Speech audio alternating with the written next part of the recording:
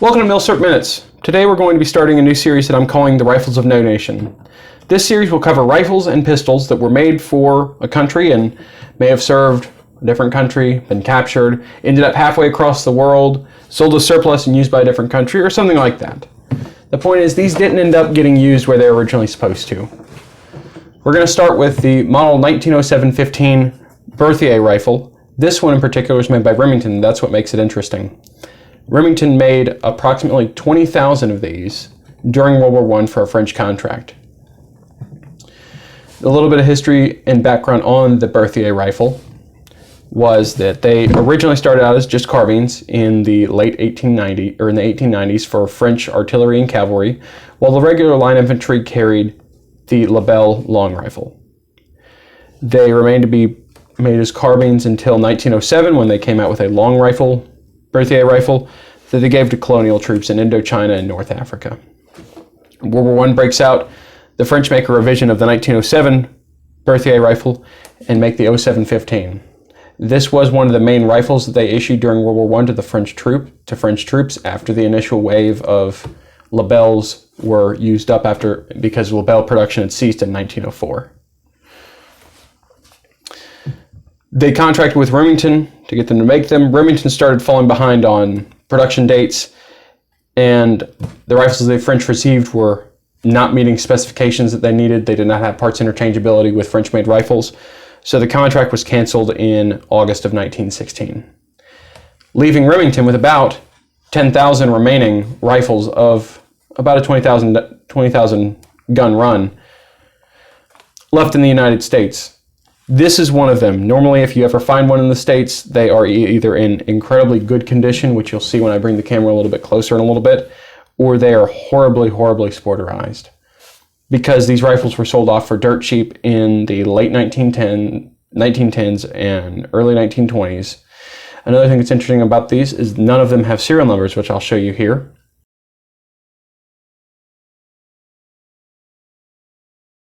Reason being is that the serial numbers were there, or there was no serial number put on the rifle when it was made, with the intention of the French putting the serial number on when they got it to France and logged it into French military inventory.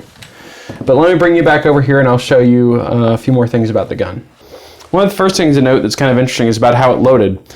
A lot of people today might not be familiar with it unless they are really experienced with turn-of-the-century Milsurps, but this rifle used the Mannlicher style clip system. What that meant was you have an in-block clip here. This one held 3 rounds. They later in 1916 came out with one where the magazine sticks out a little bit that held a 5-round clip. But these would have a 3-round clip. Open your bolt, stick it in with the rounds,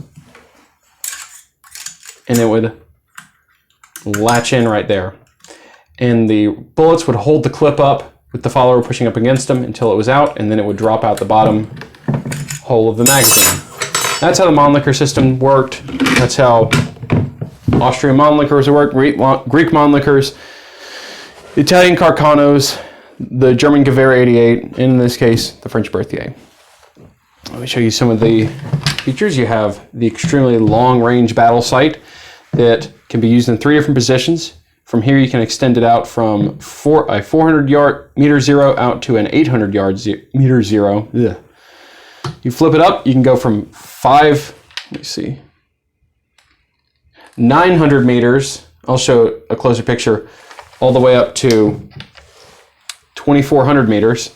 And then for a close 100-meter battle sight, you can flip it forward like that. And you have a little rear notch right there. It's a great sight picture. I'll show you here in a second.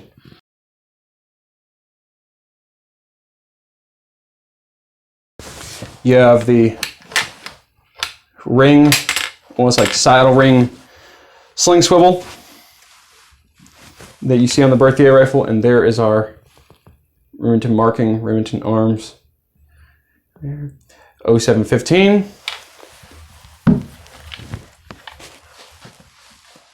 Model 1907-15 with the Remington name and the French style script you see on Lebels and other Berthier rifles.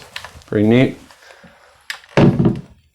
And, oh, I even forgot, the lack of a serial number. as I mentioned earlier.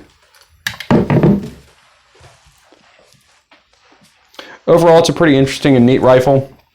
I haven't got a chance to shoot it, but I'll probably make a video at some point when I get my hands on some probably PPU 8x50 Lebel. And well, you guys will see that then whenever it happens. But thanks for watching.